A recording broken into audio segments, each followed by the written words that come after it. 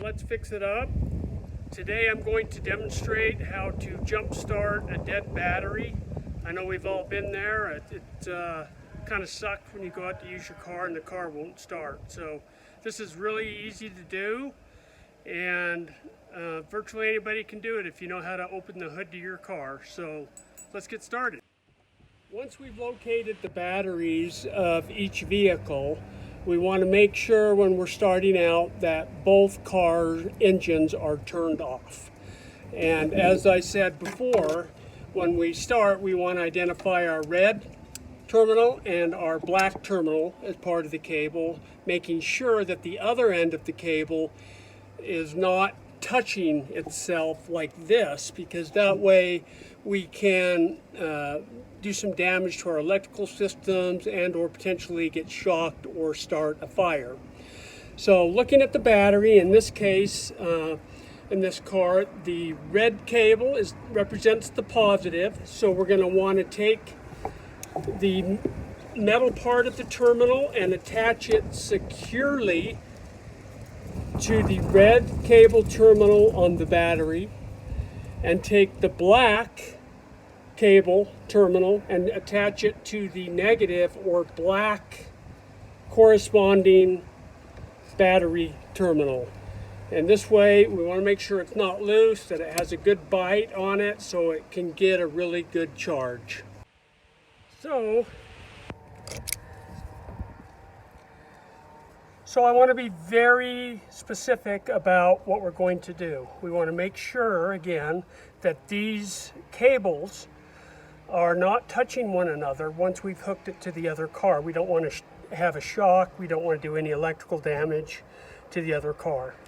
The first thing we want to do is we want to identify the red or positive node or cable that goes to your car and hooks to the positive terminal of the battery. It's indicated by the red cable, and sometimes there's a plus sign on the terminal itself, which is right here, very hard to see, but a plus sign.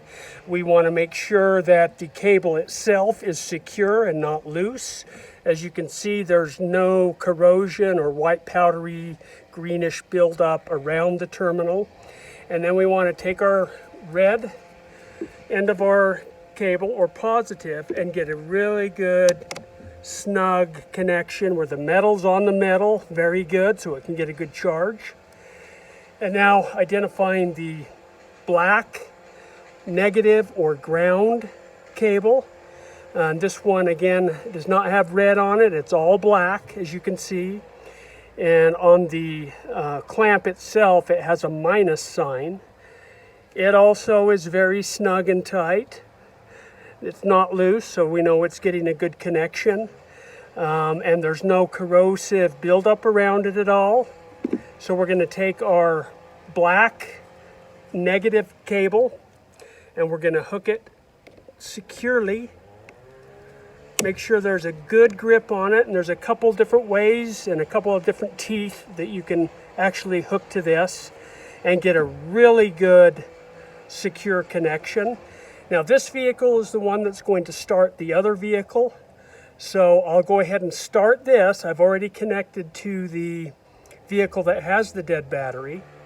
And I'll go ahead and start this engine and let it run for a minute, because what we're going to do is charge the other car's battery for a bit.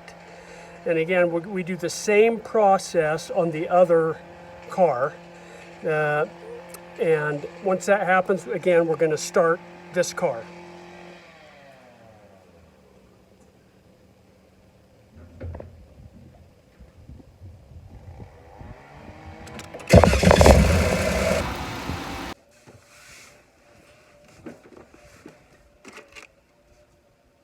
Okay, now that we've let the battery charge for a couple of minutes, we're going to give it a shot and see if we can start this baby up.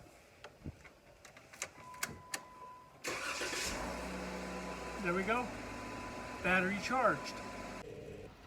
Now that we've got the car started, we need to unhook the battery cables. We need to be very careful that we don't touch the two ends together. So We'll start first with the negative terminal and just nice and easily remove it.